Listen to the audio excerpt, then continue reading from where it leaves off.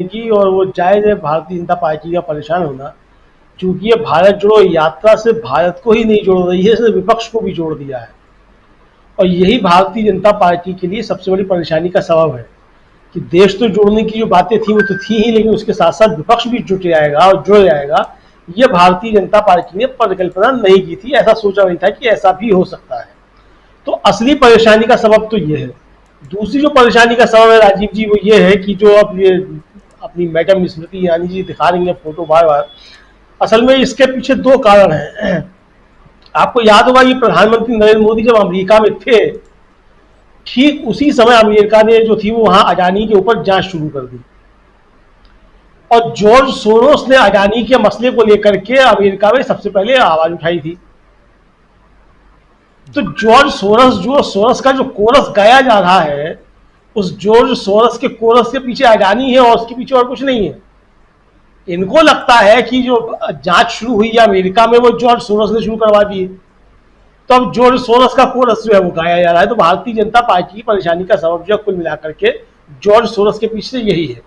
दूसरा यह कि जिस तरीके से सवाल उठ रहे हैं ड्रोन की खरीद को लेकर के, तो कहीं दूसरा राफेल का मुद्दा तैयार ना हो जाए और पुलवामा का सत्यपाल मलिक का बयान जो वो पीछे पड़ा ही हुआ है, तो ये कुल मिलाकर के 2024 का चुनाव आते आते गले में जो है भारतीय जनता पार्टी के कोई फांस ना फंस जाए। तो अब ये कारण ये भी है, तो इसलिए भी अब ये जॉर्ज सोरोस का चित्र जो है वो याद आ रहा है, सुनीता विश्वनाथ याद आ रही है। दूसरा ये राजीव जी की भारतीय जनता पार्टी को हर उस हिंदू से परेशानी है जो सच्चा हिंदू है। जो फर्जी हिंदू है, जो ढोंगी है, उससे भारतीय जनता पार्टी को कोई परेशानी नहीं है। मैंने आपको शायद कल ही बताया था कि वो मेरठ के सांसद महोदय जो शंकराचार्य को कोस रहे हैं और शंकराचार्य जो बता रहे हैं किस तरीके से भारतीय जनता पार्टी के सांसद ने उनके साथ बदतमीजी की, बदसलूकी की। तो ये जो सुनीता विश्वनाथ जिनका ये फोटो दिखा रही हैं मैडम स्मृति ईरानी जी, वो सुनीता विश्वनाथ जो है वो हिंदूज फॉर ह्यूमन राइट्स की को फाउंडर है। तो चूंकि हिंदुओं का नाम जुड़ा हुआ है, तो इसलिए भारतीय जनता पार्टी को परेशानी है। इन्हें लगता है कि हिंदुओं को ये बर्बाद कर देंगे, तबाह सब कुछ कर देंगे, सारे मठों पर ये कब्जा कर लेंगे। इनको ये लगता है, तो अब इनको ये परेशानी जो है ये भी हो रही है कुल मिलाकर के। तो परेशानी जो है राजीव जी भारतीय जनता पार्टी के लिए कई है।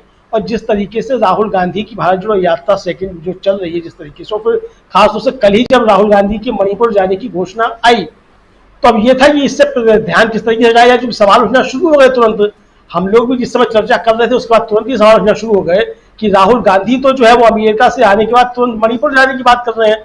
हमारा प्रधानमंत्री जो आकर के जब पूछता है अपने राष्ट्रीय अध्यक्ष से पार्टी के कि देश में क्या चल रहा है, उसका राष्ट्रीय अध्यक्ष तो ये नहीं बताता है कि मणिपुर में क्या चल रहा है, उसे चुनाव बताता है मध्य प्रदेश का। और हमारा प्रधानमंत्री जो है वो दूसरा चुनाव लड़ने के लिए मध्य प्रदेश चला जाता है।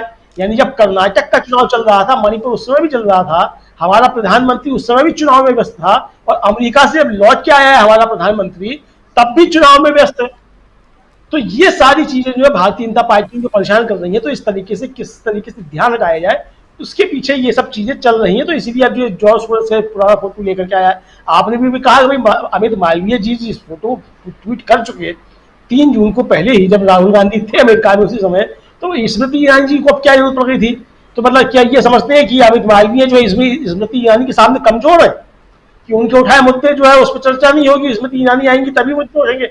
अरे अमित मालवीय बहुत बहादुर आदमी है, स्मृति ईरानी उनके सामने क्या है? अमित मालवीय तो जो है वो न्यूजीलैंड का फोटो छत्तीसगढ़ का बता करके ट्वीट कर देते हैं। तो स्मृति ईरानी उनके सामने क्या है? बस सुबह से लेकर शाम तक जो है जो सारी जो तैयार होती है रूपरेखाओं, किस तरीके से किसको बदनाम किया जाना है, किसको किस तरीके से किसके फर्जी वीडियो चलाए जाने हैं, वो सारा काम तो अमित मालवीय की जिम्मे है। सबसे ज्यादा काम तो वो करते हैं। स्मृति ईरानी जी को तो ये फोटो भी अमित मालवीय ने दिया होगा जो ये ट्वीट करने के लिए आ गई है। तो अमित मालवीय का जो है हिस्सा हड़पने के लिए जो ये बड़े बड़े नेता भारतीय जनता पार्टी चले आते हैं। मैं तो बहुत नाराज हूँ भारतीय जनता पार्टी के नेताओं से। अमित मालवीय को उनका हक मिलना चाहिए। जब वो फोटो खोज के जो है अमित मालवीय ने निकाला है, तो उस पर स्मृति ईरानी को प्रेस कॉन्फ्रेंस करने की क्या आवश्यकता थी? अमित मालवीय कर चुके थे उस पर पहले काम। कुछ और नया लेकर स्मृति ईरानी आई होती तो ठीक था, अच्छी बात थी, कोई बात नहीं।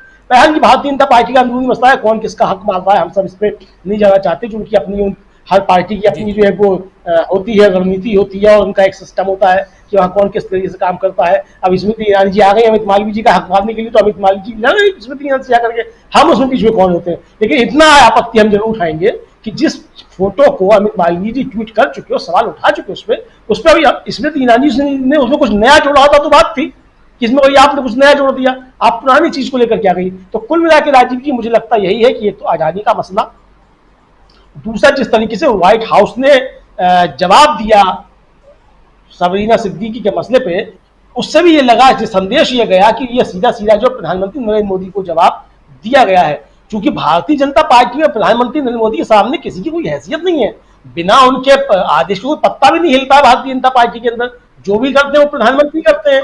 तो अब अमित मालवीय ने किया हो, चाहे आईटी सेल ने किया हो, चाहे किसी ने भी किया हो, सबरीना सिद्दीकी के खिलाफ अगर कोई कैंपेन चलाया, बराक ओबामा के खिलाफ कोई कैंपेन चला और भारतीय जनता पार्टी का आईटी सेल अगर उसके पीछे था, तो जाहिर सी बात है प्रधानमंत्री के आशीर्वाद के बिना नहीं था, क्योंकि सब कुछ वही करते हैं भारतीय जनता पार्टी में, दूसरा कोई कुछ करता ही नहीं है। 24 घंटे वो यही काम करते हैं, 24 घंटे काम करते हैं। तो इसलिए जो है ये सारी चीजें भारतीय जनता पार्टी की जो परेशान करने वाली हो रही है। मुझे लगता है कि ये परेशानियां बढ़ेंगी, चूंकि मध्य प्रदेश का चुनाव आता जा रहा है, मणिपुर हाथ से निकलता जा रहा है, और पूर्वोत्तर में जो पूरे पूर्वोत्तर राज्यों में स्थिति जो है वो बहुत ज्यादा खराब होती जा रही है। और कुल मिला के अब ये बातें होने लगी हैं कि देश जो है वो असुरक्षित हाथों में है, इसलिए अब इससे कैसे बाहर निकला जाए, इसके लिए सारे 3-5 किए जा रहे हैं। जी 3-5, लेकिन कौन कर रहा है, ये भी बड़ा सवाल है। देश में चुनाव है, हमने भी खाना खाया है विदेशों में, आपने भी खाया है, देश में भी विदेश में भी। ऐसा डिनर, इतना महंगा डिनर कभी किया है जिसमें 25,000 करोड़ देश को देने पड़ जाएं? इसलिए हम जानना चाहते हैं कि ड्रोन के पीछे है क्या। एक पिक्चर बनी थी हम आपके हैं कौन, ये एक नई पिक्चर बन रही है हम आपके हैं ड्रोन, जिसके हीरो हैं नरेंद्र मोदी। हम जानना चाहते हैं डायरेक्टर कौन है, निर्देशक कौन है। हमें तो मालूम है निर्देशक कौन है, हम आपसे जानना चाहते हैं निर्देशक कौन है। क्योंकि जिस कंपनी से ये खरीदे जा रहे हैं, जनरल एटॉमिक्स, उनके सीईओ के रिश्ते प्रधानमंत्री मोदी जी की सरकार में किससे कितने घनिष्ठ और कितने गहरे हैं, ये हम और आप जानते हैं। कौन है वो महत्वपूर्ण व्यक्ति, वो ड्रोनाचार्य जो इस पिक्चर का निर्देशन कर रहा है। उस मित्र का नाम आप सब जानते हैं, और उनकी कितनी बैठकें हिंदुस्तान में एक अति महत्वपूर्ण व्यक्ति से हुई, जिसको मैं आज ड्रोनाचार्य का दर्जा दे रहा हूं।